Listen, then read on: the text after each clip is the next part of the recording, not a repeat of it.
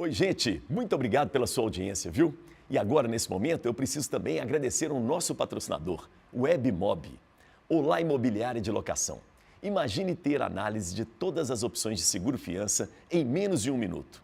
São 8 opções para análise dos inquilinos, juntamente com o orçamento do seguro-incêndio.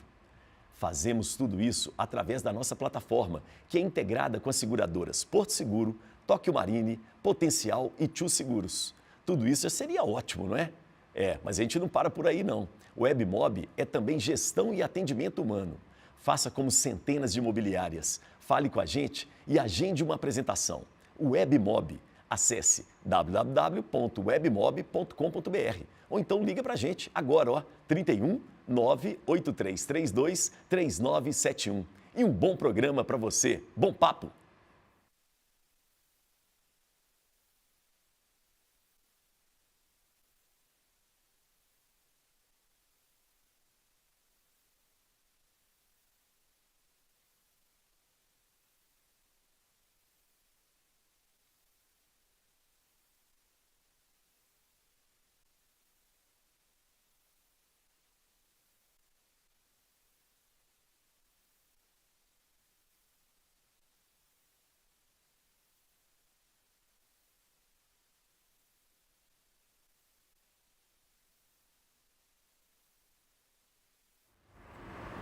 Muito bem, bom dia para quem é de bom dia, boa tarde para quem é de boa tarde, boa noite para quem é de boa noite, boa madrugada para você da madrugada. Eu sempre cumprimento assim, sabe por quê? Porque você pode estar assistindo a gente a qualquer momento. Estamos no YouTube, começando mais um Papo com Elias. Qual que é a ideia do nosso Papo com Elias? É o seguinte, todo mundo tem uma boa história para contar, basta a gente saber como.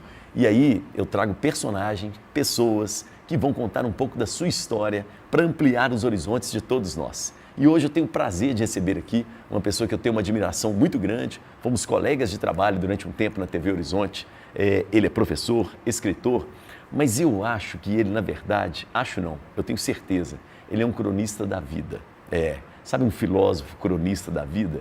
Eu encaro assim, paro e escuto, mas tem que ter tempo, tem que ter calma para poder entender. É com muito prazer que eu recebo aqui Eduardo Machado. Tudo bom, Eduardo? Bom, meu querido. Uma honra e uma alegria estar com vocês. Obrigado pela presença, viu, querido? Muito bom. Eu vou começar contigo de uma forma diferente. Vou começar com o final, geralmente o final do programa, o final do nosso papo. Eu quero te perguntar o seguinte, você acredita em Deus? Ele acredita em mim. Que ótima essa resposta. E porque ele acredita em mim, eu acredito nele também, sabe? Na verdade, é um fundamento da minha vida, da minha experiência como pessoa humana, esse encontro com o sagrado. Né? Eu acho que, uma vez um professor de história me falou uma coisa curiosa, ele disse assim, que nunca houve da história da humanidade, aliás, desde a pré-história, das civilizações mais primitivas até as mais avançadas, uma civilização que não tivesse construído um modelo de busca do sagrado. Sim. Esse desejo do humano. Né? Eu já tive alunos que falavam comigo, professor, graças a Deus, não acredito em Deus. É interessante. Essas coisas assim. Então, primeiro tem uma coisa dessa busca filosófica do sentido da vida. Mas para mim é mais do que isso. Foi um encontro, uma experiência de pessoa para pessoa. Eu me senti amado primeiro. E a minha busca, o meu desejo é responder esse amor que eu sinto que ele tem por mim.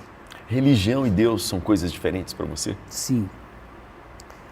Eu até diferencio religião de religiosidade. Vamos lá. Né? A religião tem a ver com aquela coisa formal, né? Com o institucional, uma cheio instituição, de regras, com né? regras, normas, hierarquias Sim. e tudo, que faz parte da cultura. Nós nos inserimos nisso por uma razão simples, nós somos seres sociais, então a religião é algo que nos congrega, que também nos aproxima dos nossos, não vou dizer iguais, não, dos nossos parecidos. Mas a religiosidade tem a ver com esse sentimento maior. Né? Tanto que eu conheço gente que não tem religião, isso, mas é profundamente religiosa. É incrível isso, né?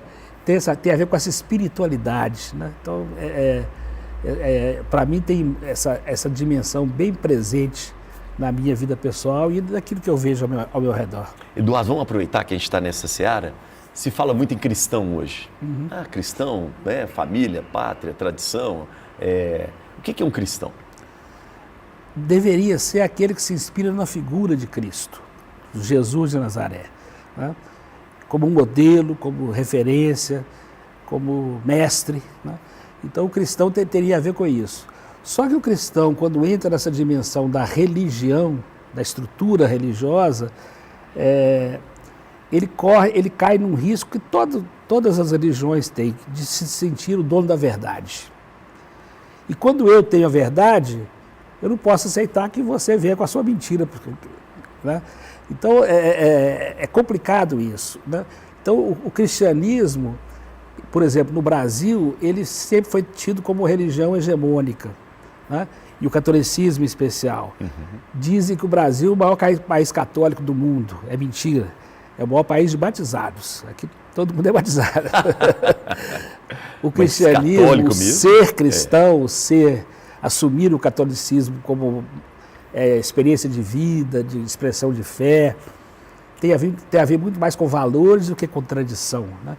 Eu, por exemplo, durante muito tempo fui um católico hereditário. Nasci numa família católica, fui educado, fiz todo aquele processo, né? Primeira comunhão, batismo, primeira comunhão, crisma.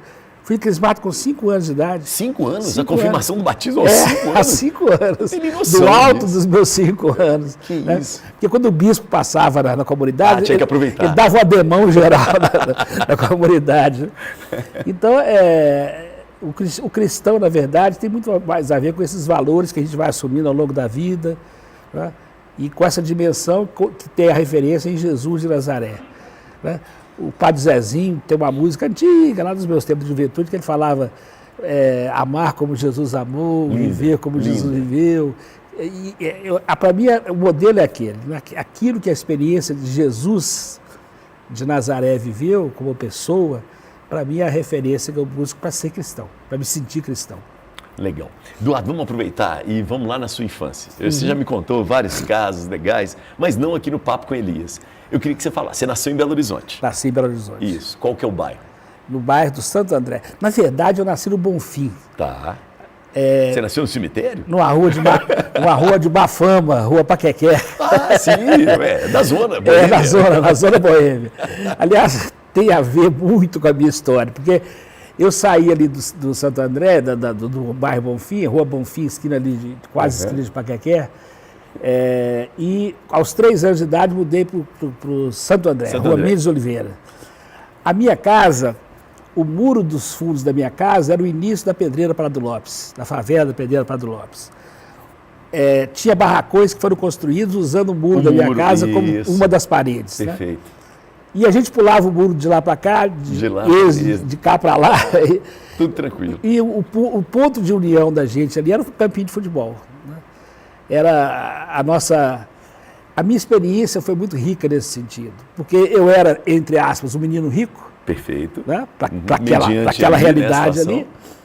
E a gente vivia e convivia, né? com a meninada toda lá da favela. Foi uma experiência riquíssima para mim. Conheci pessoas extraordinárias que me ensinaram muito. Né? Eu tive, por exemplo, um amigo que reunia a gente, ele devia ser o quê? Uns 3, 4, 5 anos mais velho do que eu. Ele reunia a meninada para ler Monteiro Lobato para a gente. Que barato, hein? É mesmo? O apelido, lá todo mundo tinha apelido. Tá. Ele era o Neném Carcará. Francisco. Ele morava na Pedreira? Morava lá no bairro. No bairro, tá.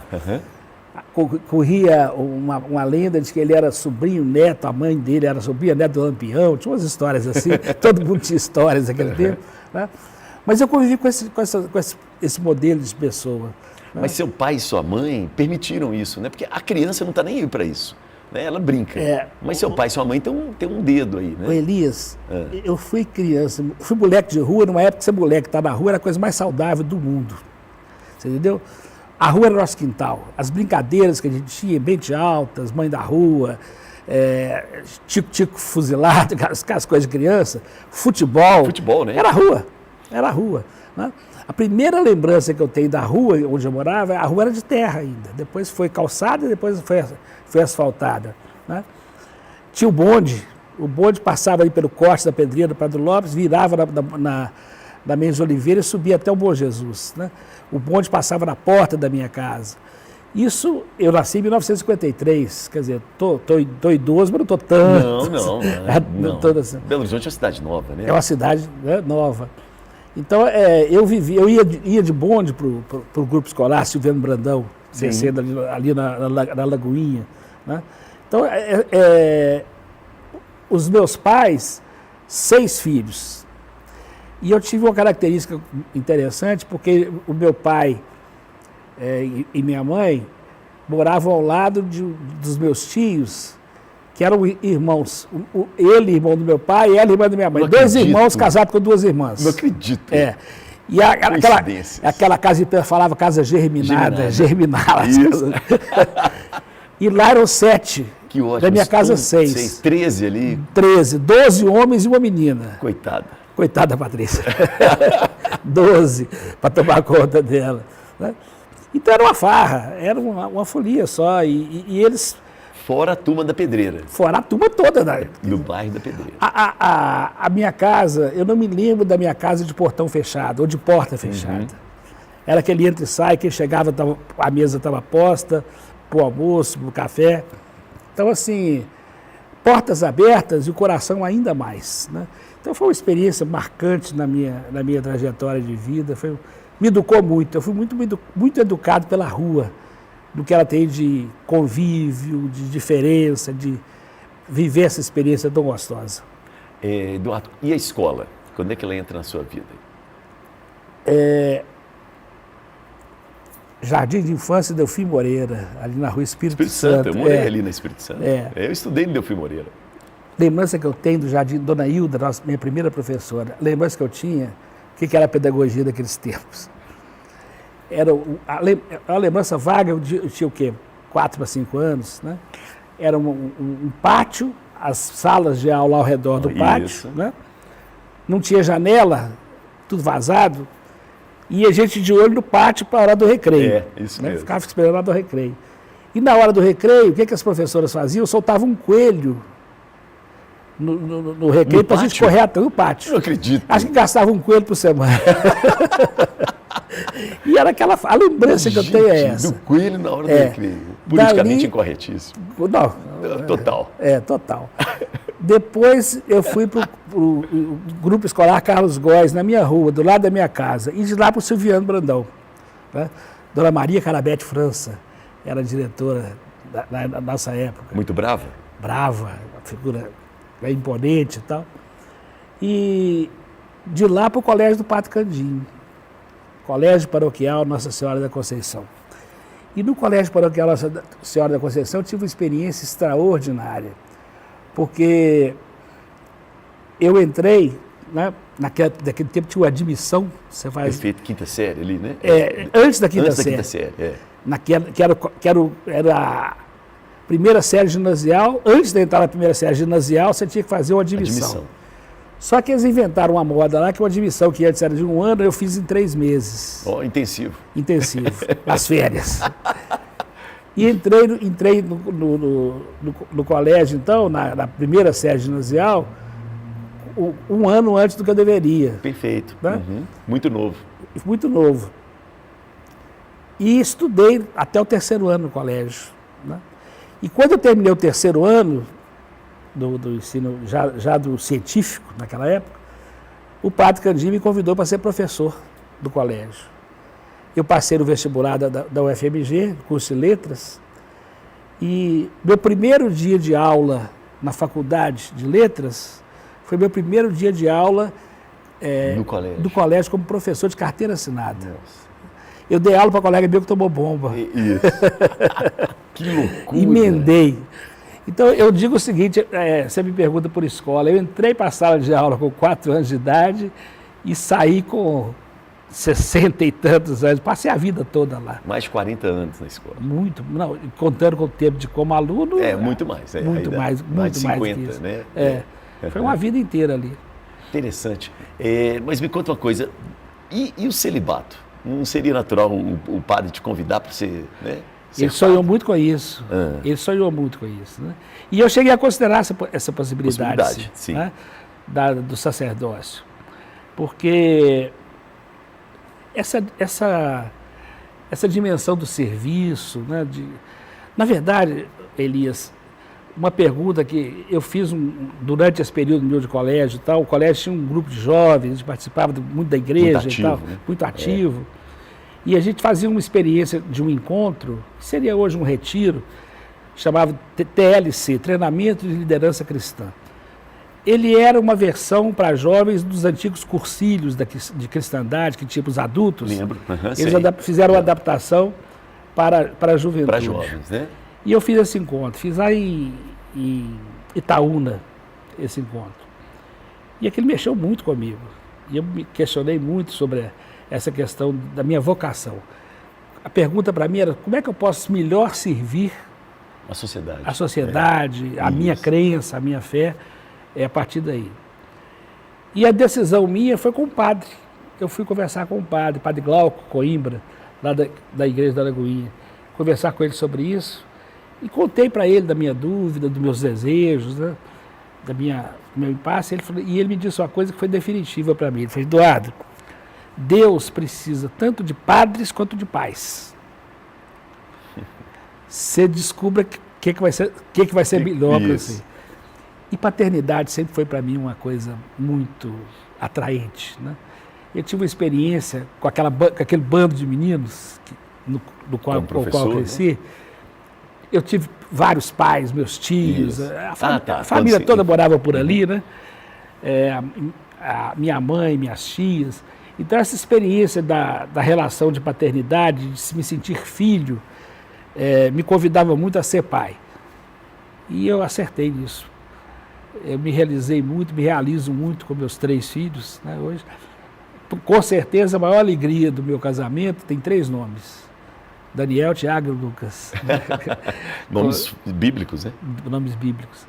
Eles confirmam para mim essa escolha que eu fiz e todo dia me sinto muito recompensado por isso.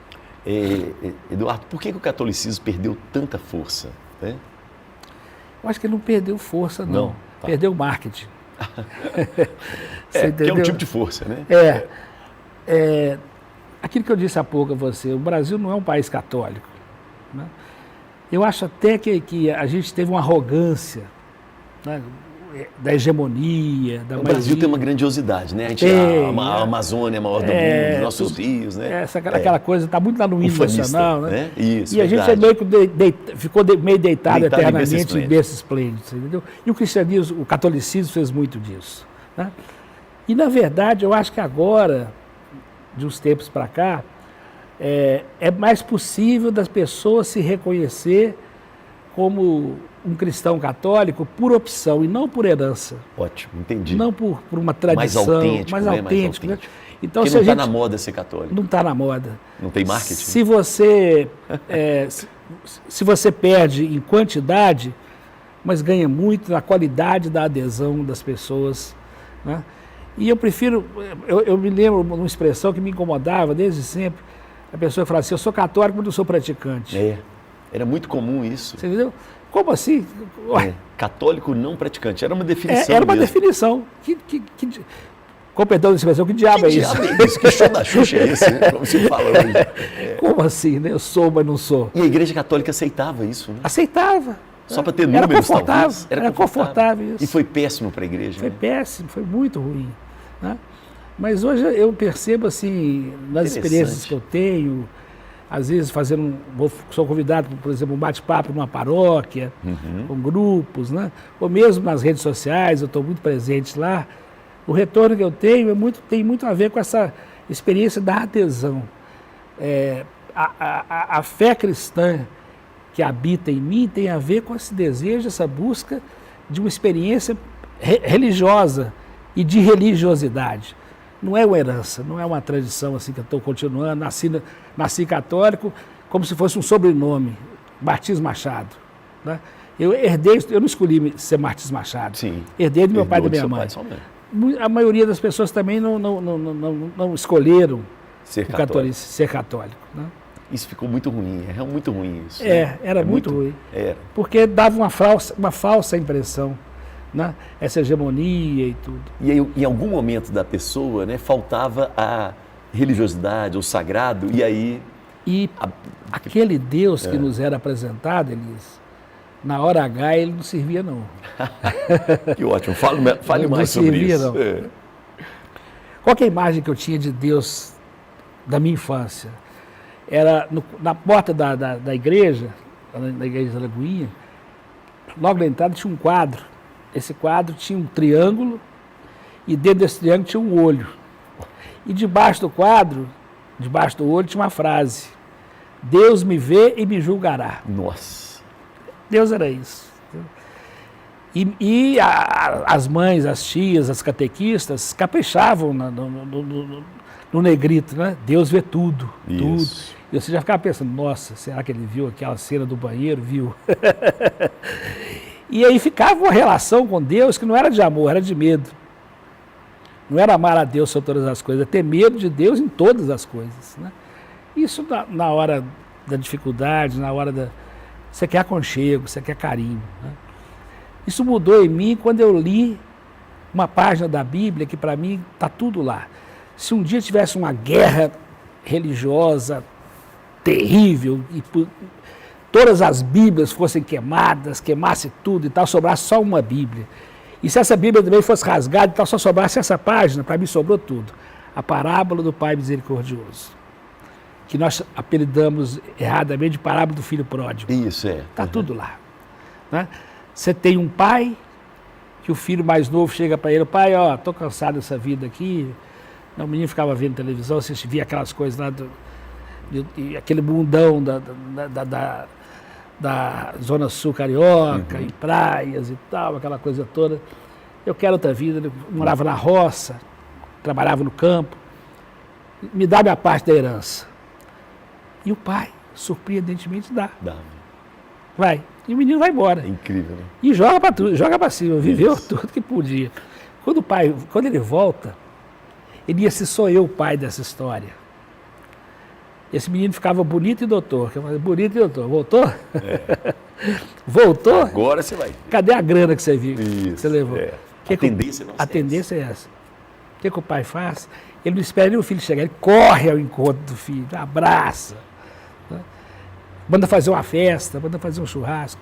E tem um detalhe dessa história que eu acho genial na pedagogia de Jesus, que é o filho mais velho. Somos nós. O filho mais velho emburra. Faz birra. Nessa festa não entra. E o pai vai lá. Também. Esse pai também, eu vou te contar. O pai vai lá, meu filho, entra. Não, esse seu filho aí gastou o dinheiro todo com as prostitutas e jogou, dilapidou a herança que o senhor deu para ele, então agora ele volta e o senhor faz uma festa para ele, dá para ele o anel da família. O anel da família na tradição judaica era símbolo da herança. Ele passou a ter direito de novo à herança. Uma nova herança. Ele não entra nessa festa. E o pai disse para ele, meu filho, seu irmão estava morto e voltou à vida. Estava perdido e foi encontrado. Nós temos que festejar. E aí veio o detalhe fantástico. Jesus termina a história aí, ele não disse o filho entrou, não. Sensacional. Somos nós da porta, assim, da festa. Tá? Vai entrar? Entra. E aí a decisão é nossa. Mas se você também não quiser entrar, tudo bem. A decisão é nossa. Eu vou te amar mesmo assim. A decisão é nossa. É bonito isso. Isso é bonito, mas é de uma profundidade que a gente não dá conta, não. Tanto é que a tradução, filho pródigo, é péssima, nada a ver. Né? Quando eu li essa parábola num retiro, lá em Caeté, Morro Vermelho, e vivi essa experiência de introjetar isso aí, rezar um pouco isso aí, meditar sobre isso aí, eu compreendi um pouco essa figura de Deus, desse Deus que é amor, criou cada um de nós por amor e criou cada um de nós para o amor. Essa trilogia amorosa, que nele se expressa na Trindade, na fé cristã, essa trilogia amorosa, ela se revelou para mim dessa forma simples, uma coisa nada espetacular, nada hollywoodiano, aquela coisa, né, dos 10 mandamentos, de mar abrindo, nada disso. Da coisa silenciosa do dia a dia, as coisas mais banais do dia a dia, essa presença amorosa de um Deus que está lá, tão diferente daquele que antes me vigiava com aquele olho. Ele está sempre comigo, não é para me vigiar, é para me amar e me convidar a viver esse amor junto com ele. Então, eu creio que você não acredita em pecado. O pecado, para mim, eu não acredito, eu mudo um pouco o olhar, né? O pecado antes que me foi ensinado era a contabilidade. Vou te dar um exemplo interessante.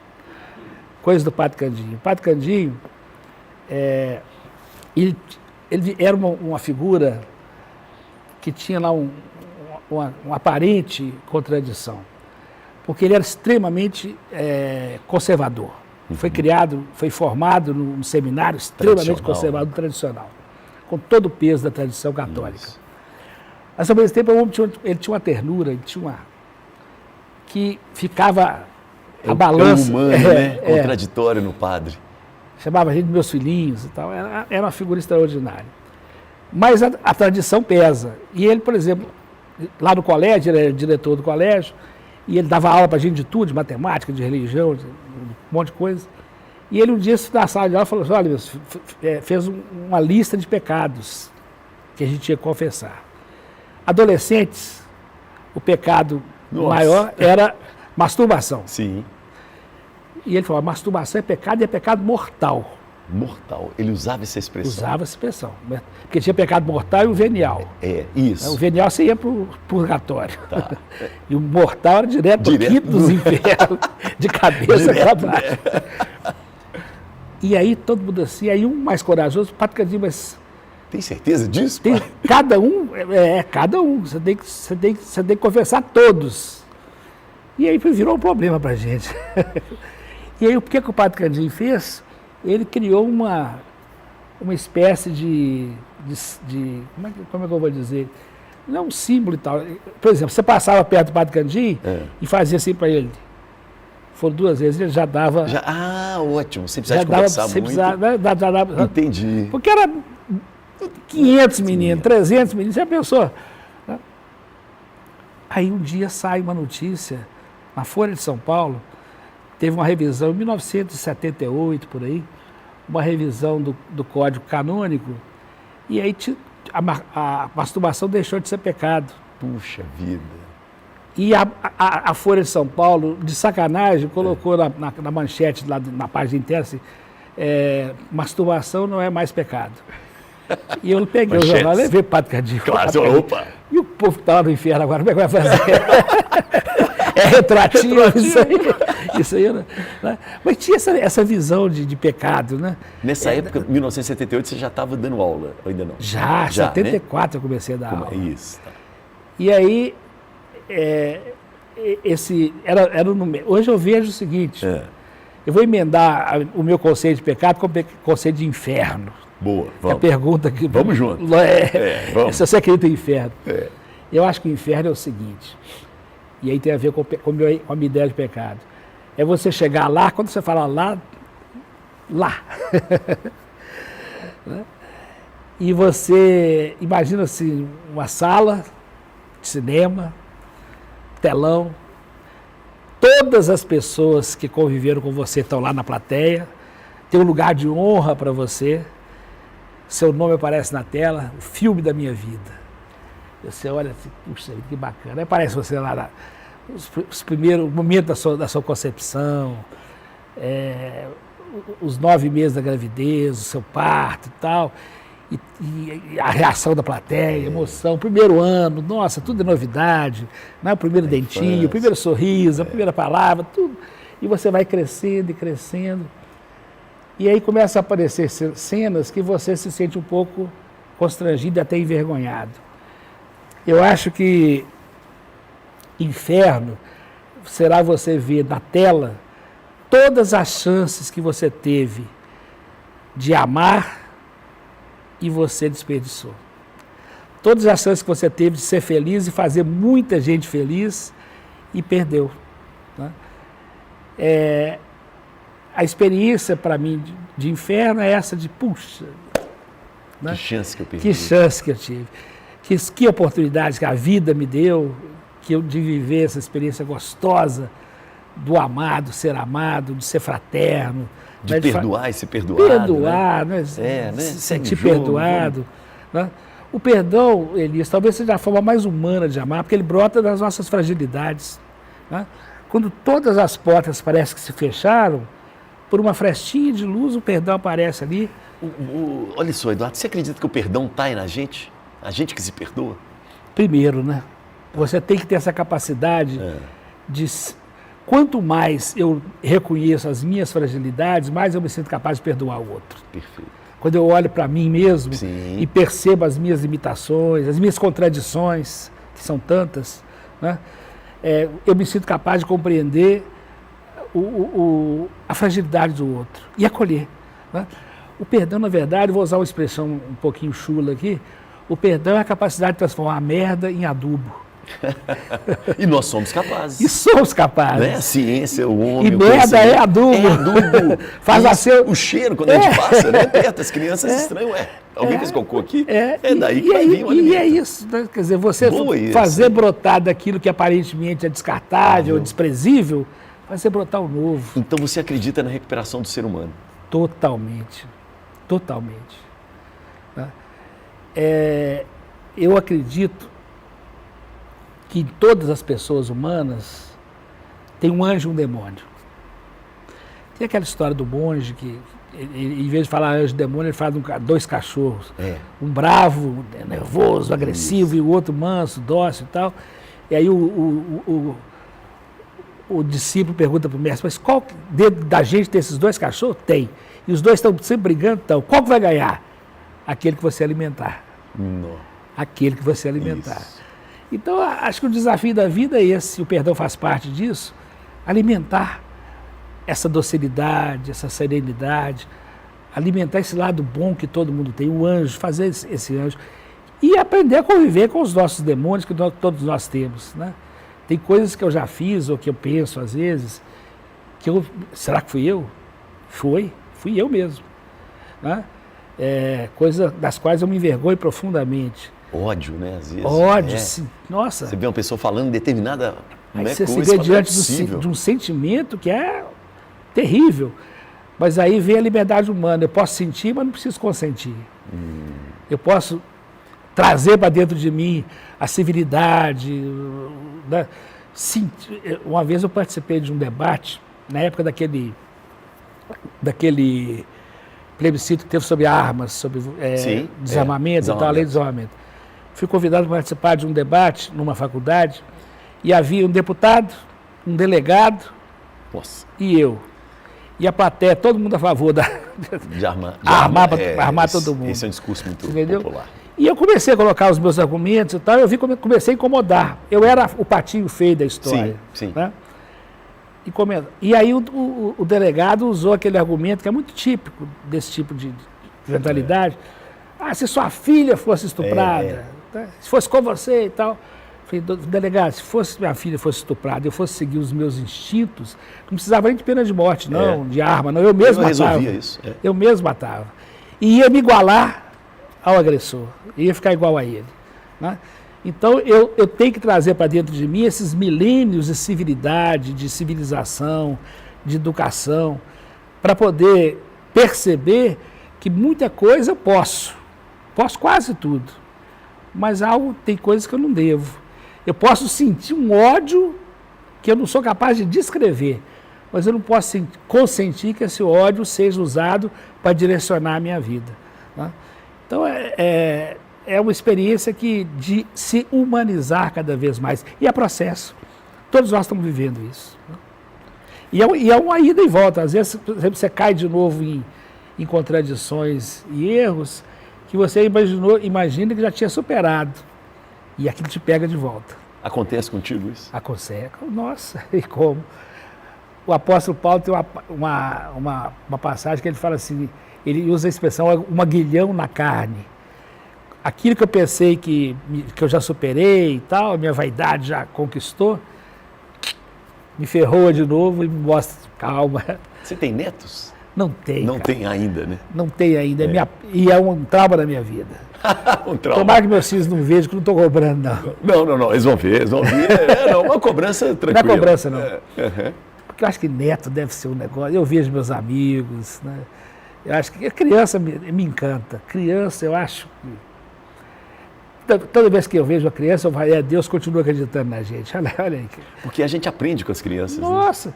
E eu trabalhei a vida inteira com meus alunos, dos pequenos até os mais jovens, adolescentes. Aquilo é encantador. Eu fui um privilegiado, extraordinariamente privilegiado. Você imagina, 42 anos na sala de aula, com todo tipo de pessoas. Né? Isso é um privilégio, um aprendizado. O Guimarães Rosa falava assim, mestre é quem de repente aprende. E isso a sala de aula oferece para a gente toda hora. Surpresas as mais variadas. Eu estou naquela fase agora de me reencontrar com esses meninos e meninas nas redes sociais. A minha geração de professores teve esse privilégio. Porque antes, o aluno terminou o curso, vai embora, sumia um ou outro sem contar. Agora não, está todo mundo lá.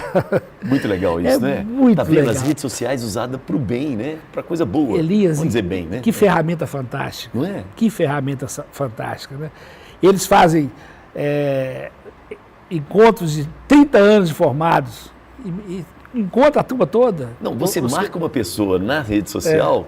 E daqui a pouco vem outra, que também, no caso seu, né, imagina, você marca um aluno de uma turma X, aí um outro aluno daquela turma vem também e aparece. E aparece e lembram de coisas que, numa aula que eu dei há 30 anos atrás, um texto que foi lido na sala de aula. Fantástico. O danado do menino guardou aquele texto e está lá e manda para mim, e a gente conversa, e a gente se reencontra, né? E descobre que aquele Caxias da primeira fileira não abriu caminhos, e a turma do fundão... Isso é interessante, né? É interessante. Eu já ouvi um professor falar assim, o aluno ruim a gente não esquece. Não, primeiro que você tem que saber o nome dele, no primeiro dia de aula, cala a boca, toda hora você tem que chamar a atenção dele. Né? E como eu fui do fundão, eu era da turma do fundão. Então tem um pouco de solidariedade aí, né? Corporativismo. Eu falava com eles, não vem não, porque isso que você está pensando em fazer, eu já fiz muito. Vamos aproveitar, mas também assim, né, a escola é algo que também se institucionalizou muito, né? E na verdade o capitalismo ele tem essa condição de, digamos assim, aproveitar o que existe na humanidade para tentar tirar lucro. E aí salas de aulas cheias, muita aula, você me falou aqui fora do ar que você chegou um momento que pesou, não pesou? Como é que foi isso aí para você? Olha, tem um lado prático e tem um lado mais dos sentimentos. O lado prático é o seguinte, a escola, em função dessa visão capitalista, foi transformando o professor em um funcionário igual os bancos fizeram com a gente. Você hoje é funcionário do banco. Hoje não é nem funcionário, é colaborador. Colaborador. Pior ainda.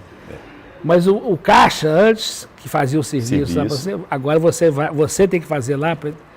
Ir lá no e acha lindo. Caixa automático, que ótimo, autonomia. Uma maravilha e tal. Aí deu um problema. Travou quem eu vou? Tudo.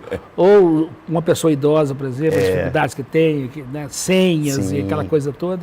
Essa parafernália que tem um lado da tecnologia que facilita a vida da gente, mas por outro lado também distancia. Antes eu conhecia o gerente do banco. Eu sou do tempo que o gerente sabia meu nome. Né? Hoje eu muda. Você não vai mais em agência bancária, você resolve tudo do celular, quase tudo do celular. Né? As escolas fizeram mais ou menos isso. O professor, eu antes preparava, por exemplo, uma prova, eu fazia aquilo à mão, eu sou do tempo do mimeógrafo a álcool. Cheiro maravilhoso. Fazia aquilo lá, rodava. Depois veio o offset. Aí você fazia o modelo e tal, mandava para o datilógrafo, o datilógrafo datilografava, devolvia, você corrigia, fazia lá um desenho, uma coisa qualquer, imprimia tudo. Hoje o professor já tem que fazer todo esse serviço. Né? O serviço, por exemplo, que era da secretaria, notas, aquela coisa toda, tudo administrativo. Então a carga de trabalho do professor aumentou muito, mas é muito mesmo. Né? E eu tive colegas, por exemplo, que quando chegou a informática na escola, professores excelentes não deram conta, não conseguiram se adaptar a essa nova realidade. Né? E não é simples, não. A meninada de hoje, que já nasce com o mousezinho na mão, Eu digo, a próxima geração de bebês não vai ter umbigo, vai ter um QR Code no lugar do umbigo. Né? A gente podia ter um código de barra, não vai ser, agora já é um QR Code. Essa meninada de hoje, para eles, é a linguagem natural. Para a minha geração não foi, não. Foi um aprendizado difícil. Mas né? você chegou a pegar muita aula, né? Você estava me falando. Meu recorde foram 48 aulas por semana. E aí? Eu cheguei a trabalhar em 4 colégios simultaneamente. Era uma vida de correria, muito trabalho, muita intensidade de tarefas, e isso cobra um preço para a gente, né? O meu preço foi pesado. Eu tinha 33 anos de idade, dormi na minha cama e acordei num CTI. Bloqueio total da coronária direita. Não acredito. Total. Você Dormindo? entendeu? Dormindo. Tive um infarto dormindo. Devia estar sonhando com a aula, com o diretor das escolas, com reunião de pais, alguma coisa assim. 33 anos, 33 idade de anos. Cristo. Idade de Cristo. Você vê que a cidade de Cristo é a tradição. Jesus tinha lá para os 38, 39, da verdade. É um pouquinho mais historicamente. velho. Ah, que bom. O cálculo da idade do ano zero foi feito por um monge do século VI, chamado Dionísio, e ele errou, o computador dele travou, alguma coisa assim, ele errou por 6 ou 7 anos a data. Mas agora você imagina mudar todas as datas. Não, deixa como está. Deixa como está. E aí, aos 33 anos. Aos 33 anos, eu baixei enfermaria, né? Fiquei 8 meses sem poder trabalhar, uma recuperação lenta. 8 meses? 8 meses, difícil. Eu tive uma tapa da beirada, porque infarto nessa idade, o índice de fatalidade é muito alto, né? E fiquei sem sequelas, graças a Deus, né? E a sequela que eu mesmo me impus foi mudar um pouco o meu ritmo de vida. Diminuir pela metade o número de aulas, diminuir meu padrão, sim, mas me tornei um profissional melhor. Tinha mais tempo para preparar as aulas, curti mais a minha ligação com os alunos. O resultado disso, pouco tempo depois já fui convidado para ser coordenador e depois fui ser diretor da escola, com um detalhe precioso.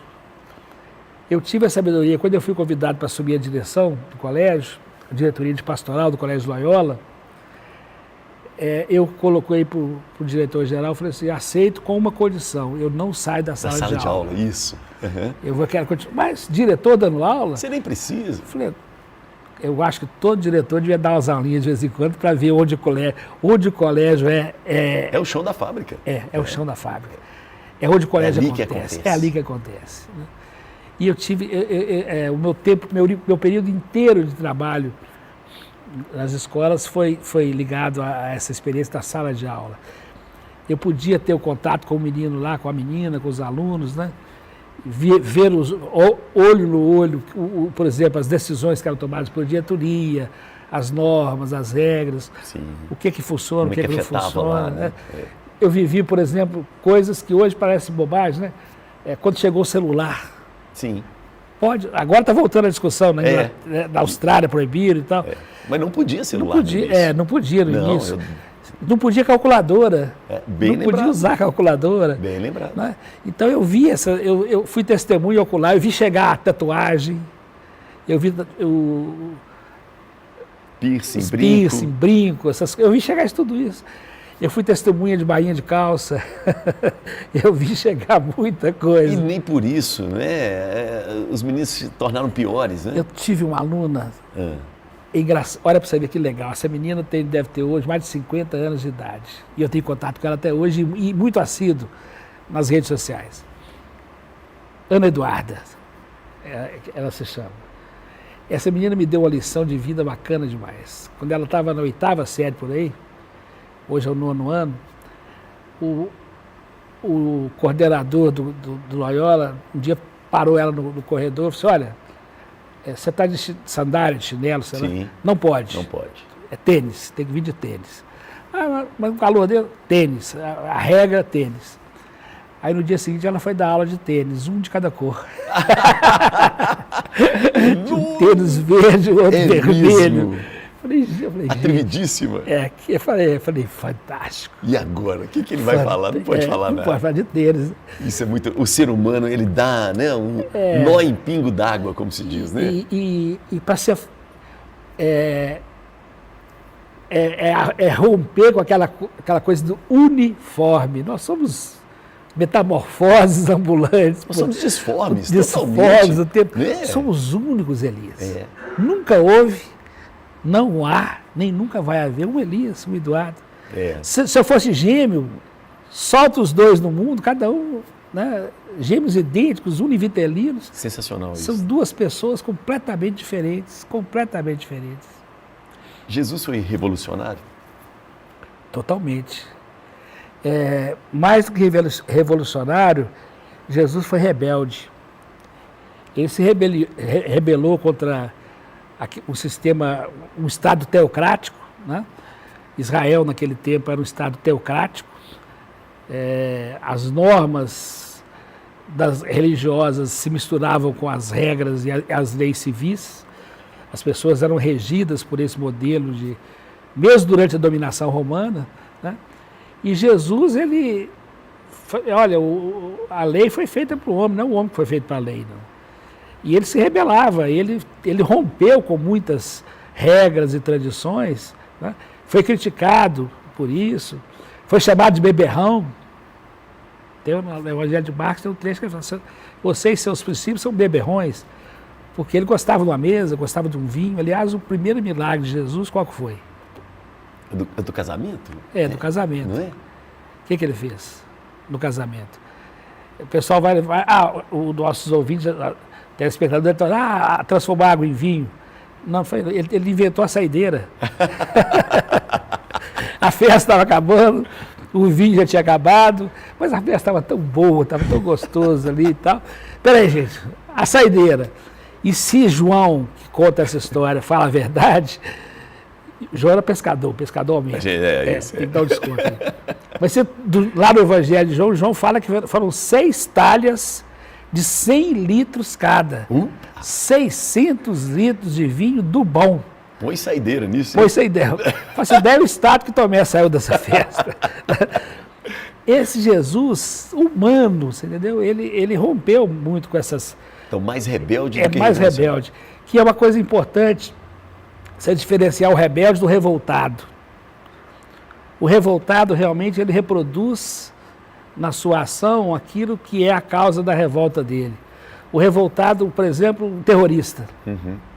Né? Ele responde à violência com Com violência. E gera um modo contínuo de violência. O rebelde parte do mesmo princípio, ele não se conforma com alguma coisa, mas ele quer mudar, ele quer transformar.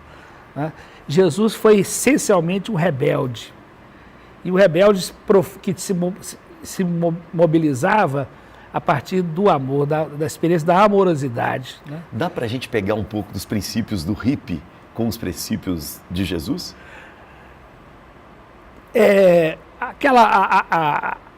Essa dualidade paz e amor, que foi um pouco a síntese do movimento hippie, né? Que você viveu, né? E rebeldia.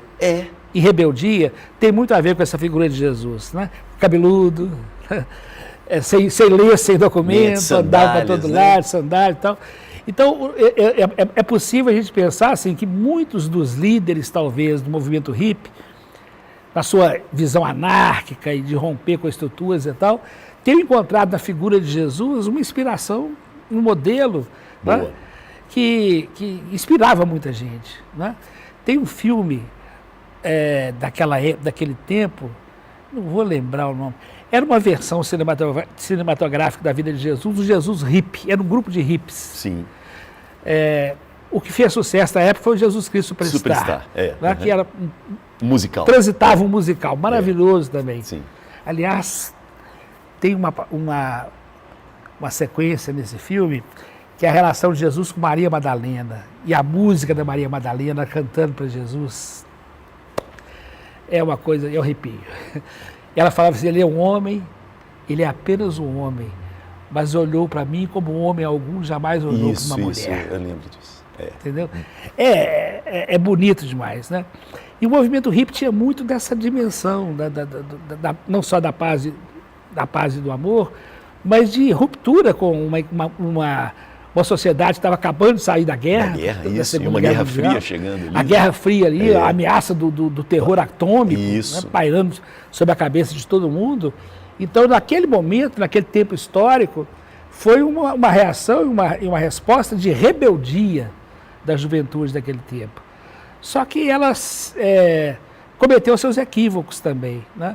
Porque, por exemplo, as drogas que num determinado momento faziam parte dessa rebeldia, dessa contestação e tal, uma forma de você expandir os horizontes, expandir horizontes, ter outros olhares, né? Ela acabou sendo instrumentalizada também. O capitalismo veio... O capitalismo não perde tempo. Ele transforma. Dá para vender? Então, isso, exatamente. Vamos embalar isso para transformar num produto. E virou o que virou. Virou o que nós temos hoje, né? Legal isso. Vamos aproveitar também, eu queria...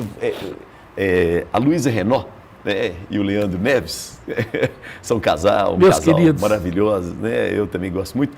Ela foi sua aluna, né? Foi minha aluna Loyola, muito querida. Né? E ela disse que se impressionava muito com a sua capacidade de criar cenas para fazer com que as pessoas refletissem sobre determinados assuntos. E eu queria, né, te provocar aqui para criar uma cena para a gente refletir. Se José e Maria, né, a gente está nesse fim de ano, início de ano, né, esse momento de festas. José e Maria, nos dias de hoje, quem seriam esses dois? Os muitos Josés e Marias que hoje estão debaixo de viaduto, debaixo de marquise, porque chegaram e não encontraram lugar onde ficar, né? Bateram em portas de casas de família, em hospedarias, hotéis, hostéis, então, e não encontraram lugar onde ficar, não tinham dinheiro para pagar. Não tinha dinheiro, né? Não tinha dinheiro para pagar, né? Então foram parar debaixo de um viaduto, foram parar numa marquise. José está lá pedindo um trocado no sinal, Maria está cuidando da gravidez dela que está quase na hora de nascer. Como é que vai ser isso? Como é que não vai ser? A experiência da pobreza é uma, mas a da miséria é uma afronta. É diferente, né? É diferente, né? A miséria, ela tira das pessoas os traços de dignidade humana que todos nós temos, né? Eu, quando vejo, por exemplo, uma pessoa jogada na rua, aquilo me... A miséria tem a cor cinza. Você vê que a pessoa que vai ficando na rua, a roupa dela se confunde com a cor da pele, e vai ficando aquela figura cinzenta. É uma mancha, né? É uma mancha. O olhar... E uma mancha que a gente não vê, às vezes. Ou não quer ver, né? Ou não quer ver, né? Incomoda ver aquilo, né? Uma mancha dessa parada na porta de uma lanchonete incomoda todo mundo. Não, né? eu fiquei... Agora que você falou assim, eu fiquei pensando, né, num sinal de trânsito, um homem pedindo dinheiro, e ao fundo a mulher grávida, provavelmente ele vai falar, olha lá, está aproveitando da mulher grávida para pedir dinheiro. Essa, para mim, é o presépio de hoje, que a gente está vivendo hoje, né? E não é só aqui, não. Esse presépio é mais cruel em Gaza, lá na Ucrânia, a Síria que está vivendo. Comemorando que tirou o ditador? Mas o que vai vir para frente? Nós estamos diante de uma outra revolução islâmica, como aconteceu no Irã. Em 79, derrubaram o Shah Reza Pahlavi e aquela libertação e entrou a visão dos ayatolás, né? Radicais. Como dizia a Rita Lee, sempre tem um ayatolá para atolar. Isso mesmo. E com apoio da indústria armamentista, né? Vamos lá. E virou aquele barril de pólvora. Né? Você imagina, por exemplo, quando Deus nos proteja e nós nos protejamos também, quando um grupo de terroristas desse aí, Hollywood já fez essa ficção, se apropriar de uma bomba atômica, né? Quer dizer, o que pode acontecer? O Putin lá com aquele maluco, com aquele arsenal atômico que ele tem, o Trump agora nos Estados Unidos. Né? Coreia do Norte. Coreia do Norte. E o próprio Coreia do Sul também querendo dar um golpe. Na nossa vizinhança aqui, o Maduro, quer dizer, maluco no mundo não falta, entendeu? Herodes no mundo não faltam.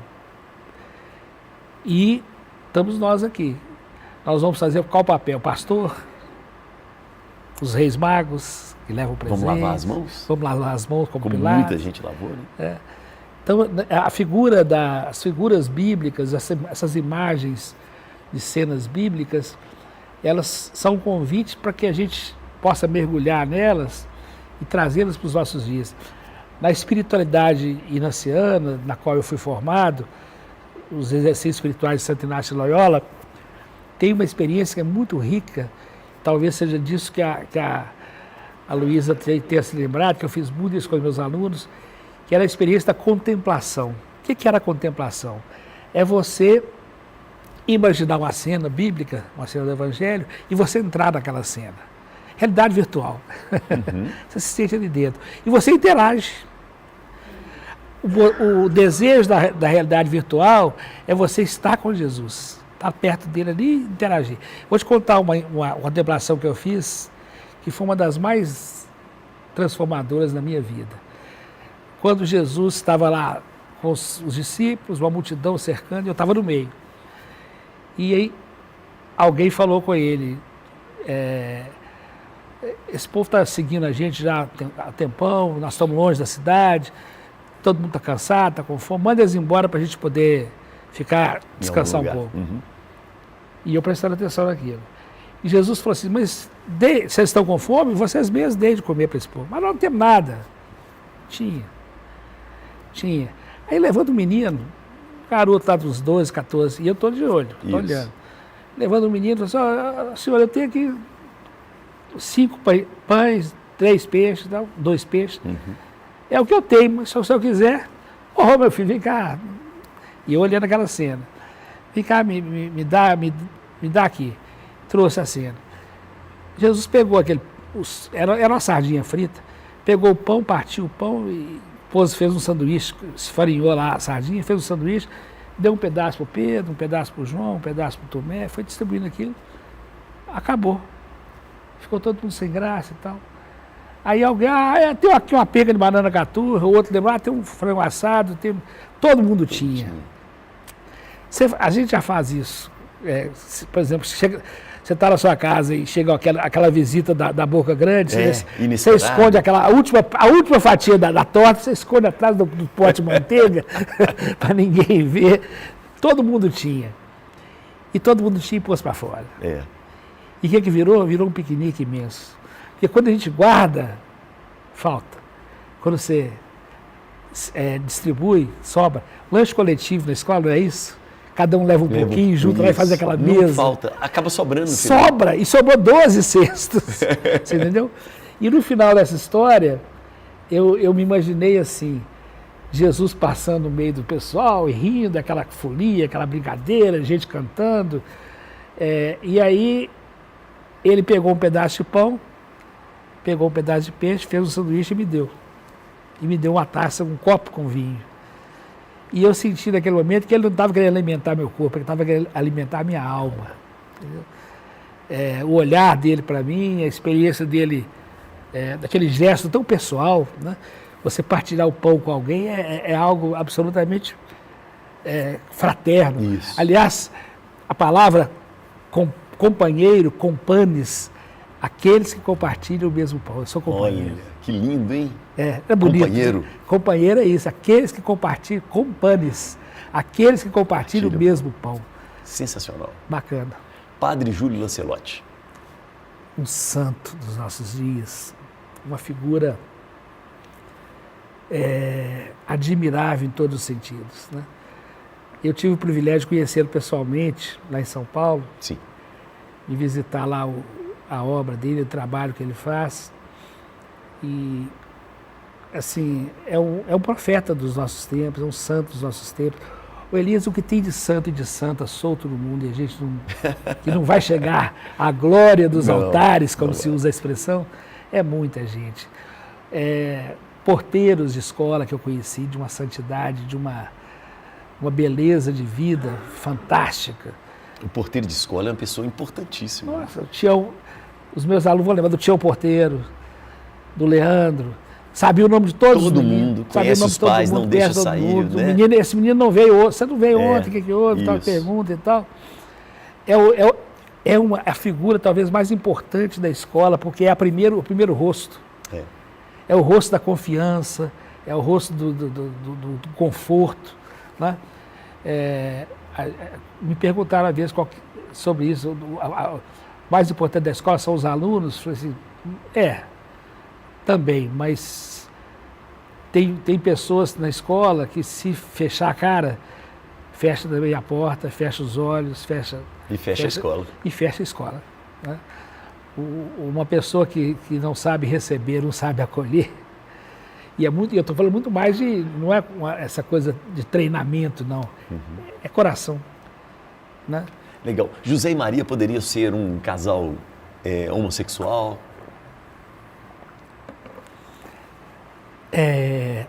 Bom, para ter Jesus não, né? A não ser que fosse adotado. Sim. Ou inseminação artificial. É outra questão, Elias, que a gente tem que ter um olhar amoroso. Né?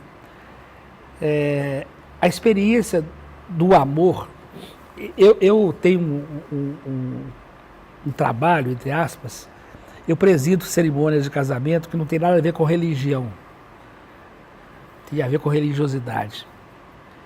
Fiz o casamento da Luísa e do Leandro. Eu vou fazer agora, daqui a pouco tempo, o casamento de um casal, duas meninas, homoafetivo. Quando elas me procuraram, me perguntaram, você celebra casamento homoafetivo? Eu falei assim, não, eu celebro o amor. Vocês se amam? Aquela empresa que faz convite de casamento deveria ter feito a mesma pergunta, né? Que depois ela não fez, né? Porque vocês se amam muito, então. Eu não sou celebrante. No casamento, os celebrantes são os noivos, o noivo e a noiva, ou os noivos, ou as noivas. O padre, o pastor, mesmo no casamento tradicional, o padre, o pastor, o rabino, o juiz lá no cartório, eles presidem uma cerimônia, eles fazem a ligação ou a mediação entre um casal e uma comunidade. No caso do casamento da igreja, por exemplo, teoricamente as pessoas que estão ali são da mesma crença, da mesma fé. O padre é o mediador disso, mas os celebrantes são os noivos. Eles é que celebram. Né? E no meu papel é esse, eu presido cerimônias leigas, onde a abordagem da religiosidade, da espiritualidade, depende da opção dos noivos. Né? Isso é um lado da minha vida hoje que me alegra profundamente. Eu sou muito privilegiado, porque eu sou chamado para entrar na vida das pessoas num momento como esse. Né? E você sabe que você vai ficar na memória das pessoas no momento mais especial que elas possam ver, celebrar o amor. Quando eu falei da Luísa e do Leandro, eu falei com ela isso na época. Falei, Luísa, quando ela me convidou, eu falei, Luísa, eu falei de amor para você como professor a minha vida inteira. E agora estou coroando e celebrando com vocês, junto com vocês, o amor que vocês estão vivendo. Isso é muito bacana. É um privilégio. Vamos entrar um pouco na comunicação, que você também é uma pessoa da comunicação.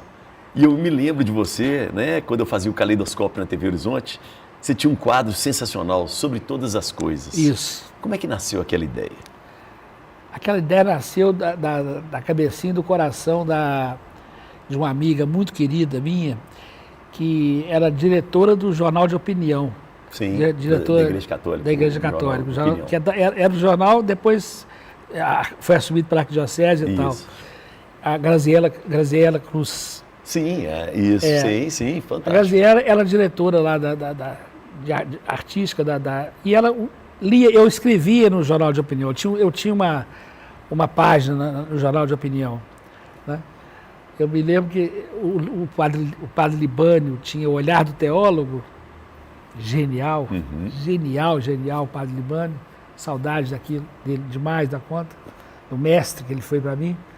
E eu tinha uma parte do Olhar do Leigo. Isso. A gente fazia contraponto. Uma tabelinha. E a Graziella lia as minhas crônicas, falou assim, Eduardo, o diário falou comigo, você tem que transformar isso numa crônica eletrônica. O Mosaí Salomão, que era o diretor da TV Horizonte, vou fazer um piloto, um teste. E ele foi para lá, o pessoal assistindo e tudo, e eu fiz a gravação do primeiro programa. Na hora que acabou, o Mosaí falou assim, está pronto, não precisa mexer com nada não, pode colocar isso na grade. E eram crônicas eletrônicas sobre coisas do dia a dia. Né? Você falou que eu sou um cronista, eu me sinto assim também. Né? Eu lembro disso demais. A crônica o cronista vê o que todo mundo vê, mas de um modo diferente, de um jeito diferente. Tem alguma coisa que dá um clique. E tinha umas imagens também muito bonitas, os enquadramentos, você aparecia de frente, mas de lado, uma fusão. Então, artisticamente era muito bonito. Mas era o anti-TV. Anti-TV, totalmente. Você imagina o que era um sujeito por 10 minutos falando sobre um assunto. Sem nenhum cenário, era um fundo preto, era eu era você e a câmera. Né? E o que me encantava ali, além de tudo, era a plateia que eu tinha, os câmeras, o pessoal aquela turminha ali. Você sentiu o tempero ali, né? Pô, cara. Quando terminava o programa, fazia assim, aquilo para mim era genial. E os retornos que eu tinha, né? Uma vez eu contei lá uma experiência que eu vivi na Rádio Itatiaia. Eu participei, você falou de comunicação, durante 11 anos. Eu participei de um debate no programa, chamava Rádio Vivo, da Rádio Itatiaia.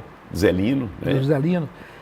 E o programa, ele navegava desde temas assim, do dia a dia, tal, coisas sérias e tudo, até galhofas e brincadeiras, e relaxava com uma piada, tinha de tudo. Um dia, o tema que ele propôs era o seguinte, o sujeito tinha sido condenado à morte num país daqueles lá para os lados da Indonésia, uma coisa daquela. Sim. E tinha pedido como último desejo dele era comer um Big Mac e tomar uma Coca-Cola. O que não existia naquele país. E tiveram que se virar para roubar um Big Mac e uma Coca-Cola para ele. E a pergunta para a gente, se você fosse... qual que seria o seu último desejo? Você ia pedir o quê? Sua última refeição. E a turma partiu para brincadeira. Caipirinha, não sei o quê e tal. E aí eu fiquei pensando, cara, aquilo é a coisa do cronista, né? Que te dá o gancho. Né? Quando chegou a minha vez, eu falei assim, eu queria o pão eucarístico, a comunhão, o pão e o vinho. Eu vou me encontrar com ele daqui a pouco, então já vou me preparando. Aquilo deu um impacto. Você imagina quem estivesse ouvindo aquilo? Isso. Tempos depois, eu peguei um táxi. Eu contei isso lá no programa sobre todas as coisas. Muito, muito tempo depois, eu peguei um táxi. Já aconteceu muitas vezes isso comigo. No aeroporto, para ir para casa e tal, falei, rapaz, para Caiçara, rua tal. Ele olhou para mim e disse, o senhor professor Eduardo Machado, da Rádio Itatiaia? Né? Incrível.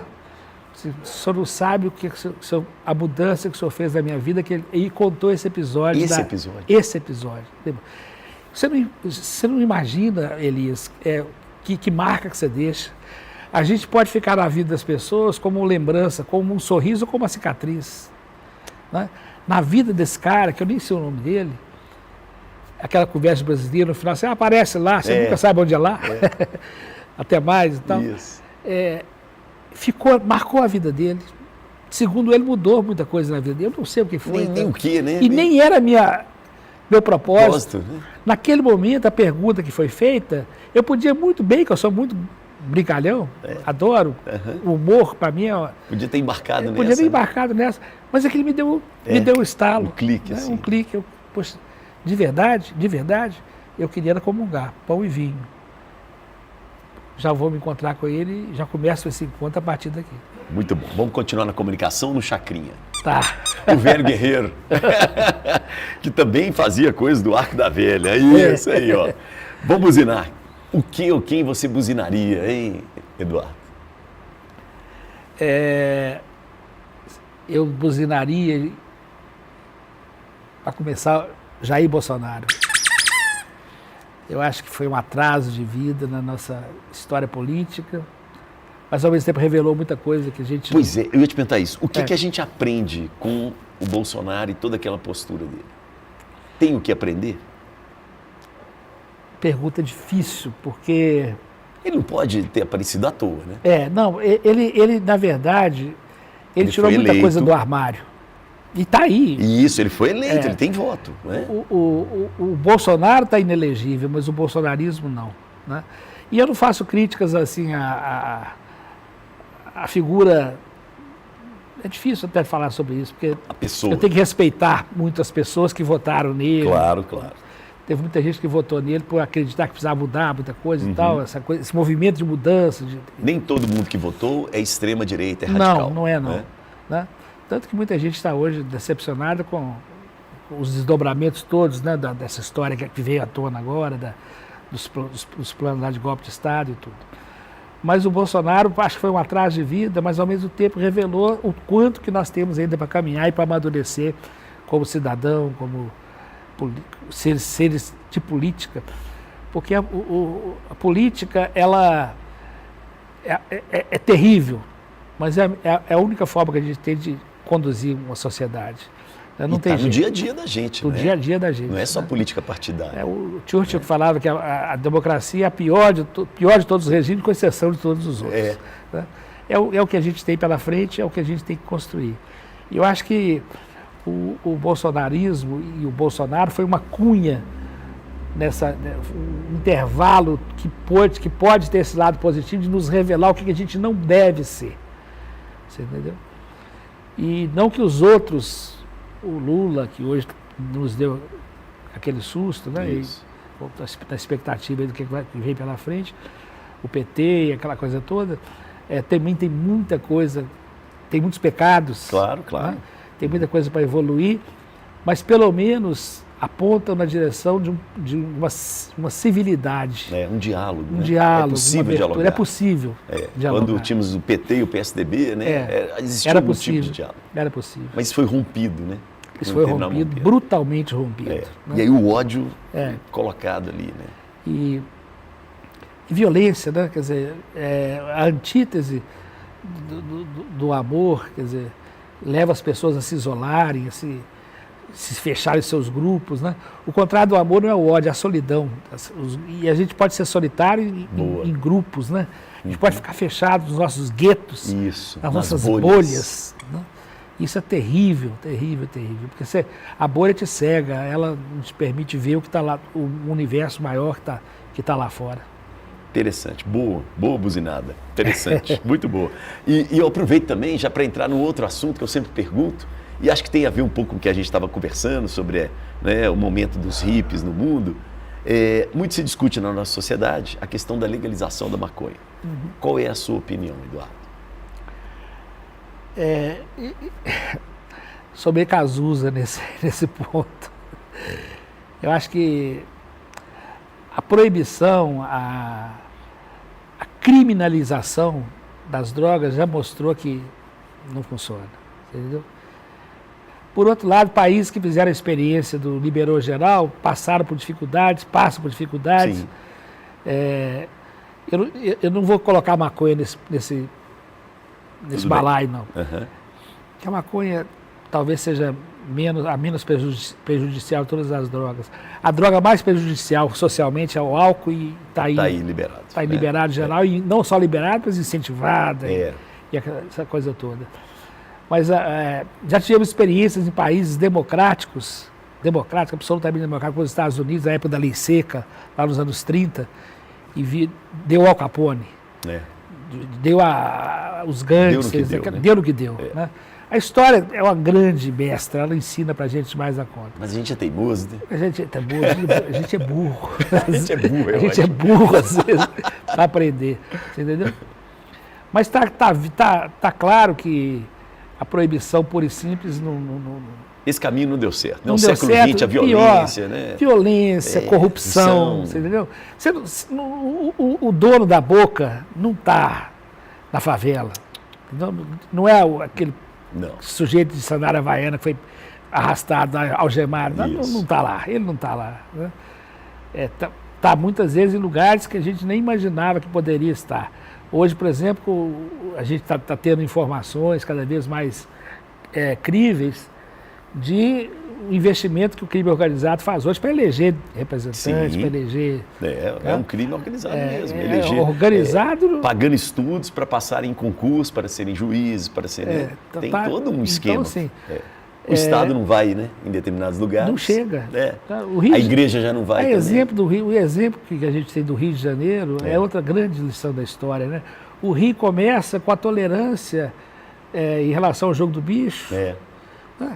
A glamorização do jogo dos banqueiros do jogo do bicho. Futebol, carnaval. Futebol, carnaval, doações, praia, os patronos, aquela coisa toda, deu no que deu. Hoje, por exemplo, tem 3 grandes organizações criminosas do Rio de Janeiro: as milícias, o tráfico de drogas e os bicheiros. Os milicianos e os traficantes vivem brigando entre eles. Nenhum dos dois mexe com bicho. Nesse território ninguém entra. Né? Porque o poder que está ali por trás e a violência brutal que está ali por trás é um negócio assim assustador. E é um exemplo, né? Esses jogos eletrônicos agora, né? Essas bets também, né? Assustador isso. Foi de repente. Foi de repente. Você hoje, por exemplo, todos os times, grandes redes de televisão embarcando, grandes patrocínios de vários programas, e figuras da mídia aí, os Ronaldinhos, os Neymar, todo mundo embarcando. Uma quantidade de jovens, né? Homens, jovens. Num país em que o jogo é proibido. Olha que você vê que...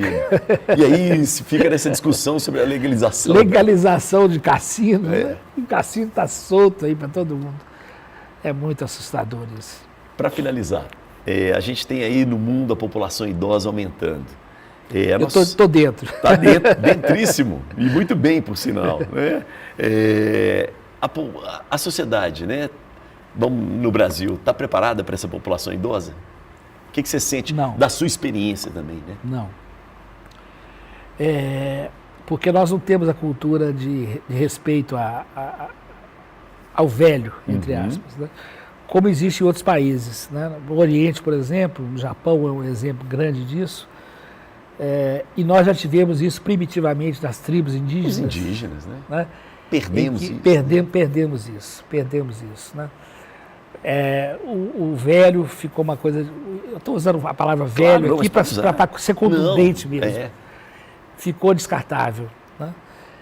E, na verdade, a nossa cultura valoriza de uma forma exacerbada a juventude. Né? Você vê os comerciais de televisão, os produtos são ligados à ideia da juventude. Quando elogia um velho, elogia porque ele está jovem. Olha, que coisa, né? É isso mesmo. Porque ele tem... Você não parece ter a idade que você tem, como se isso fosse um mérito. Toda vez que eu ligo o celular, parece um sujeito que está bombado, fazendo ginástica na cadeira. Na cadeira. Como perder a barriguinha de tanquinho com 60 anos de idade e tal. Ele diz que é valorizado. Né? A gente é valorizado porque a gente tem, aos 70 anos, 71, como é o meu caso, músculos de jovem. Quando você pensa, e onde é que está o cérebro disso aí? Onde é que está o coração, os sentimentos, a experiência de vida, né? Os valores, né? Quantas histórias que nós temos para contar e quantas histórias que o jovem tem para ouvir, para aprender. Eu, por exemplo, me sinto hoje que eu seria o melhor professor do mundo se eu tivesse a sala de aula hoje. Hoje. Entendeu?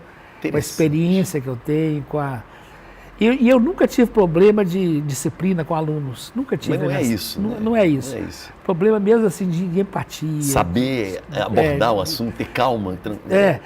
Um dos alunos que se tornou um dos melhores amigos que eu tive na minha vida de professor, ele, primeiro dia de aula, eu me apresentando para eles, 8ª série, meninos 14, 15 anos.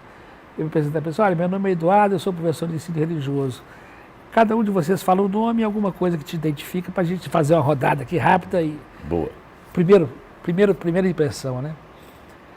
Fala aí lá do fundão esse menino. Meu nome é Samuel e eu não acredito em Deus. Mas ele acredita em você. O próximo, ele achou que ia comprar uma briga, ele achou que rendeu, aquela coisa do adolescente, cutucar e tal. Ele levou aquele susto assim, né? E depois da aula, eu falei assim, professor, você não me entendeu, não? Eu falei, entendi perfeitamente. E tal, e ele ficou incomodado com aquilo, e daí começou a conversa, uma prosa e tal.